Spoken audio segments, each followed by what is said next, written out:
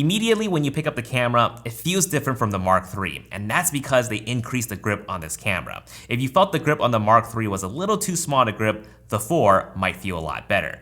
But the camera did not get heavier. It's only about a 13-gram difference between the two cameras.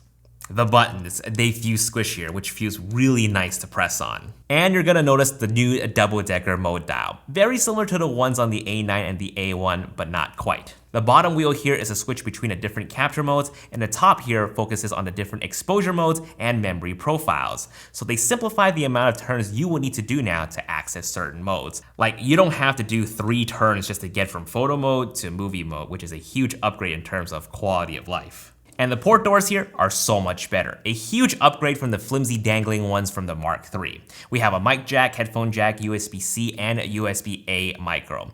Pretty standard stuff. And now we actually have a full-size HDMI. Over here on the other end on the memory slot, they actually swapped the position between slot 1 and slot 2, which is gonna throw you for a loop. I don't know why they didn't do it this way 4 years ago, but whatever, we have the proper way now. But the slot 1 here also supports the new CF Express Type A card. These types of cards are incredibly fast, but also incredibly expensive.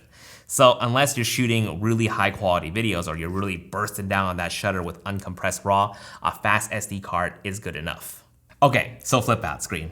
I have to admit, I'm a changed man now. You see, I was okay with the tilt screen. It never really bothered me until I started using the Sony a7III. And funny enough, it's not because I needed to see myself while I do these vlogs right here. I actually have an external monitor for that. But rather, it's for the portrait orientation or vertical shooting, which I've been doing a lot more of because of the flip out screen.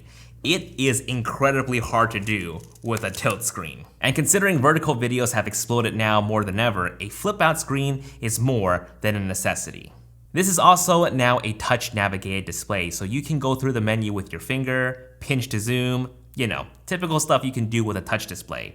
It's no longer just limited to tap to focus. But the one thing about the screen that I'm happy about is the bump in resolution on the LCD display, and it now has a better color representation. On the a7 III, when you go up on the brightness to sunny weather, things become super contrasty and the colors just don't look right. I would often just use it for framing purposes and then look through my viewfinder just to make sure that I'm not blowing out my highlights. But on the a7 IV, it's so much better, and you'll actually have an easier time telling if things are in focus when you punch in. Before the a7 IV, I would tell everybody to get the Sony a7S III just because the screen is so much better. And technically it is better than the a7 IV, but the a7 IV is a much more affordable upgrade now, so get this. Obviously, we have the new menu system. It's great. Everything is placed in sections that makes a lot more sense now.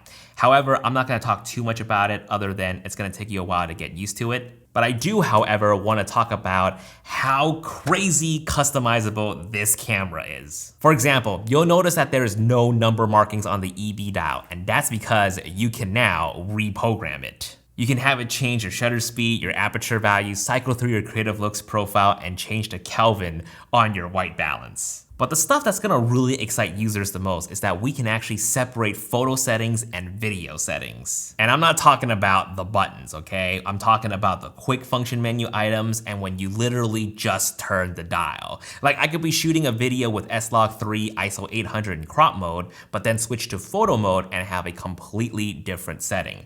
No picture profile, ISO on auto, in full frame mode. And this isn't like a memory recall profile either. It actually remembers the last setting that you've made. Let's say, for example, I changed the white balance from sunny to cloudy in video mode, switch to photo mode, snap a few shots, and then come back to video mode. It will still remember that I've changed my white balance to cloudy. Oh, and you know how our video file names are C001, C002, C003? Wow. Like photo files, the camera will actually continue the sequential order even when you swap SD cards. Or you can even change the video file naming to whatever you like and even add a date prefix to the file name. And the beauty to all of this is that we can save all the customized settings and have different sets of user profiles. Especially when you're shooting with a team, your settings might be different compared to someone else's, but you have to use their camera, let's say. You can load your settings onto their a7 IV via your phone, and they can load their settings back once the shoot is done.